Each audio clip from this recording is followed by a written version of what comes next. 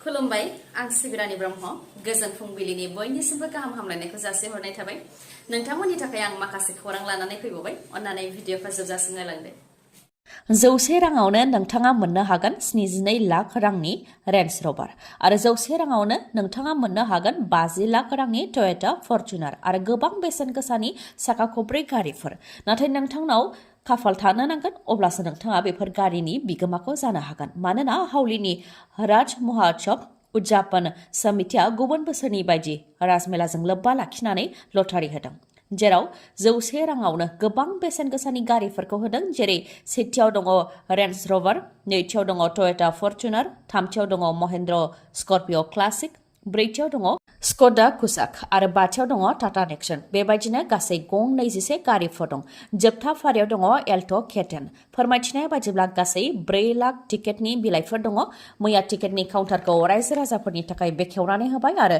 Ticket काउन्टारखौ बेखेवनाय लोगो लोगोनो सुबुंनि गोबां लाइन जानायखौबो नुनो मोननाय जादों गमामायैनो NLFB आफादनि सोद्रोमाफोरनो आसाम सरकारा 2 लाख रांनि चेकखौ गथायबाय गुवाहाटीनि पान्जाबारियाव मोनसे हाबाफारिनि गेजेरजों NLFBनो साफायाव 2 लाख रांनि चेकखौ गथायनानै होबाय जेराव बाहागो लादों नखर बिफाननिफ्राय DGP जिपिसिम ADGP हिरेननाथ आरो माखासे आरो राजखान्थिनिफ्राय बिटिआरनि गाहाय प्रमद बर' MLA लरेन्स इस्लारि EM रन्जित बसुमतारी बिथांमोनहा चेक राननाय हाबाफारिनि गेजेरजों DGP जिपिसिं बिथाङा फोरमायथिदों दि चेक आजावनाय बे हाबाफारियाव जेसेबां फैनो गोनांमोन बिथांमोनहा गासिबो फैयाखै जाय दुखुनांथाव जानो हागौ बिथांमोननि गोसोआव माखासे गोनो गोथो साननाय दं नाथाय गोजोन आरो जौगानायनि अनगायै बड'लेण्डआव जेबो लामा गैया होननानै बुंथियो बिथाङा सोरनिबा गोसोआव समाज बेरेखा खामानि बायदि खामानि मावनानै रां आरजिनो सानदोंब्ला सरकारा बेखौ खाबु होनाय नङा बेयो रोखा होननानै बुंथियो आरो आसाम पुलिसाबो समाज बेरेखा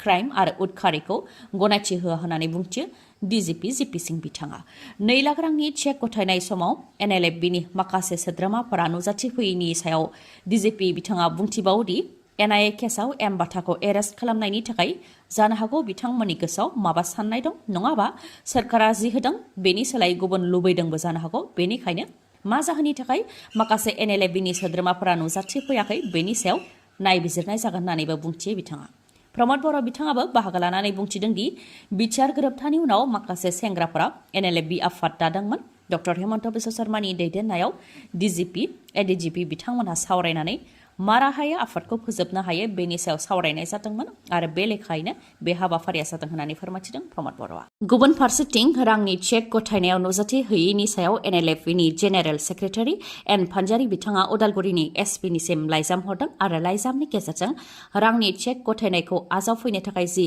लाइजाम हरदोंमोन बे लाइजामखौ बरायनायजों लोगोसे लाइजाम हरनायनि थाखाय साबायखर बावहरदों नाथाय NLFB आफादा आफाद हिसाबै माखासे जेंनाफोर दं आरो दाबिफोर दं जाय जेंनाफ्रा राजखान्थिनि सावरायनायनि गेजेरजोंसो सुस्रांजागोन होननानैबो फोरमायथिहरो बिथाङा जायनाखि NLFB आफादा NDFBनि गायसनगिरि रन्जन दैमारि बिथांखौ उदां खालामनायजों लोगोसे माखासे जेंनाफोरखौ लानानैसो जोनोम मोनदों बेनिखायनो जेब्लासिम बेफोर जेंनाया सुस्रांजाया आरो जेब्लासिम रन्जन दैमारि बिथाङा जोबथेसालिनिफ्राय उदां जाया अब्लासिम बिथांमोनहा बे 2 लाख रांनि चेकखौ आजावा होननानै सिगांनि समावबो बिथांमोनहा खौरां बिजोंनि गेजेरजों फोरमायथिदोंमन दुर्गा फुजानि थाखाय SOP फोसावदों गुवाहाटी पुलिसा दुर्गा फुजाखौ जाहाथे गोजोनै खुंफुंनो हायो बेनि थाखाय दुर्गा फुजानि SOPखौ फोसावदों SOPफोरा जाहैबाय सेथियाव मोनानि 10 रिंगानि उनाव होखानाय सिमानि बांसिन सोदोबजों दामनो देनो मोननाय नङा मानोना खाथिनि नखराव सोरनाबा आनजाद थानो हागौ सोरबा बेराम थानो हागौ बा जेंनायाव थानो हागौ नैथियाव दङ बिसर्जननि समाव जाहाथे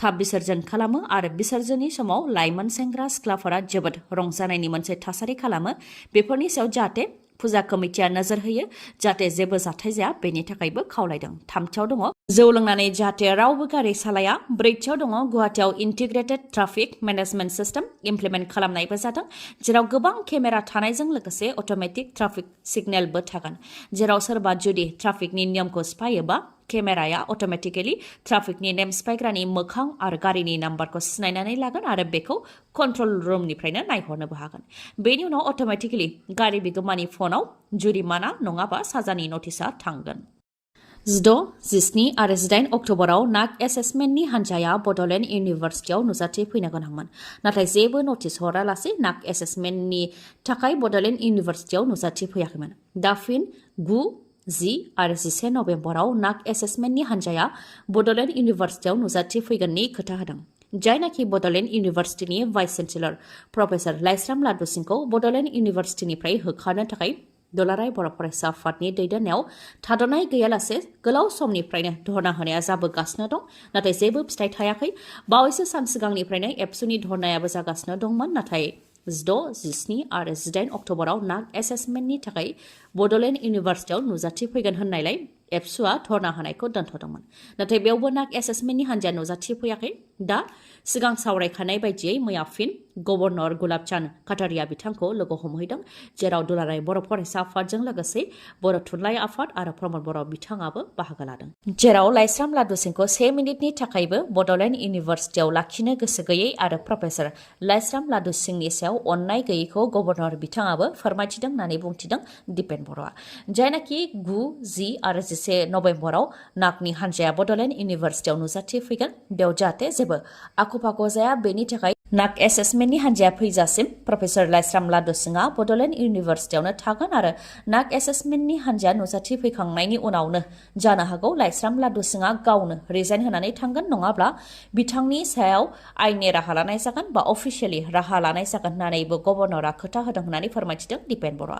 बेनिखायनो गभर्नरा खावलायनाय लेखायै बिथांनि खोथा होनायखौ आसा खालामनानै नेथ'नायनि खोथा बुंथिनायजों लोगोसे धर्ना होनाय हाबाफारिखौबो दोनथ'बाय होननानै फोरमायथिदों दिपेन बर' बिथाङा।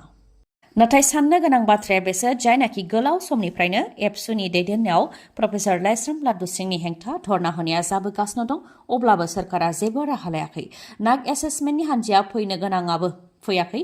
फिन दा गोदान अक्ट' फोसावबावबाय। बे खेबावबो जोंखौ सरकारा थगायबावगोन नामा? बेयो मोनसे सोंथि आरो बेबायदि थगायै प्रफेसर लाइस्राम लादु सिंहआ आजिरा मोनलांगोन नामा? बेबो मोनसे गिदिर सोंथि। मानोना प्रफेसर लाइस्राम लादु सिंहआ आजिरा मोननो थाखायबो बारा गोबाव सम गैलिया। इजराइल आरो पेलेस्टाइननि दावहाया बुहुमनां दावहा जानायनि लामायाव। मोनबा जिस्नि हादरफोरा इजराइलनि हेंथा गसंदों। बेनि मादाव लेबानननिफ्राय इजराइल हादराव गाग्लोबनाया जागायजेनबाय। फोरमायथिनो गोनांदि इजराइलनिफ्राय गाजायाव हामास उदखारिफोरखौ थाद'नाय गैयै गाग्लोबनायनि उनाव दा लेबानननिफ्रायबो इजराइल हादरखौ गाग्लोबनाया जागायजेनबाय। हामास उदखारि हान्जानिफ्राय गोख्रोंसिन उदखारि हान्जा हिजबुल्लाया हामास उदखारि हान्जाखौ मदद होनानै लेबानननिफ्राय इजराइलनि सायाव गाग्लोबनाया जागायजेनबाय। बेबायदिनो इजराइलाबो लेबानननि सायाव फिननाय हरनायखौ जागायजेनबाय। रिपर्टनि बायदिब्ला इजराइलनि एयार स्ट्राइकजों हामास उदखारि हान्जानि गोबां कामान्डारफोरानो बुथारजागासिनो दं। दा आरोबाव बुथारजाबावबाय। इजराइलनि एयार स्ट्राइकजों हामासनि कामान्डार जेहाद मेइसनजों लोगोसे बिथांनि नखरनि गासैबो बुथारजाबाय। बेनि अनगायैबो हामास उदखारि हान्जानि आइजोफोरनि गिबि गायसनगिरि आब्देल आजिज आल रान्टिसि बिथाङाबो बुथारजाबाय।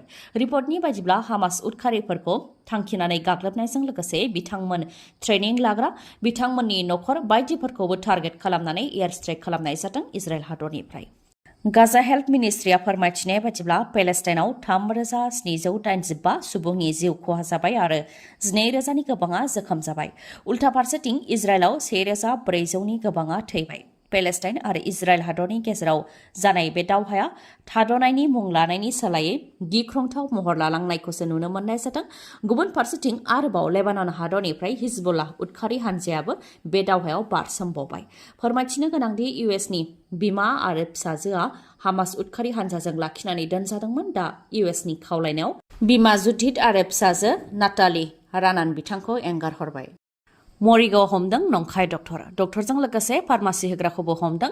जों खोनानो मोनबोदों जोंनि आसामाव गोबां नंखाय डक्टरफोरखौ पुलिस प्रशासना हमबोदों। बेजों हमदांनो हायो जोंनि आसामाव गोबां नंखाय डक्टरफोरा रांनि थाखाय फाहामथाय होगासिनो दं। बैफोरबायदि डक्टरजों फाहामथाय लायोब्लानो माब्लाबा समाव बेरामिया गेदेर खैफोदाव गोग्लैनो गोनां जायो। मानोना गोबां नंखाय डक्टरफोरा रांनि थाखाय बायदि फाहामथाय होनायजों लोगोसे अपारेशन बायदिबो खालामो। मरिगावआवबो हमदों बेबायदिनो नंखाय डक्टर। नंखाय डक्टरा बायदि बेरामनि फाहामथाय होनायजों लोगोसे अपारेशनबो खालामोमोन। अपारेशन जेरै गल ब्लाडारनि अपारेशन बायदि अपारेशनबो खालामोमोन। आयेन बेरेखायै अपारेशन खालामनायखौ लानानै सासे सुबुङा मरिगाव पुलिसाव केस रेजिस्टार खालामनायनि उनावनो मरिगाव पुलिसा फैनानै डक्टरखौ हमफैदों। बेनि उनाव डक्टरनि सायाव गोबां सोंनाय फिन्नाय लादों। जेराव नंखाय डक्टरा आइन बेरेखायै फाहामथाय होनायनि अनगायैबो गुबुन फालांगि खालामनायखौबो हमनो हादों। सोंनाय फिननाय लानायनि गेजेरजों फोरमायथिनाय बायदिब्ला डक्टरा थांनाय बावैसो सान सिगांबो 12 साननि उन्दै गथ'साखौबो फानदोंमोन।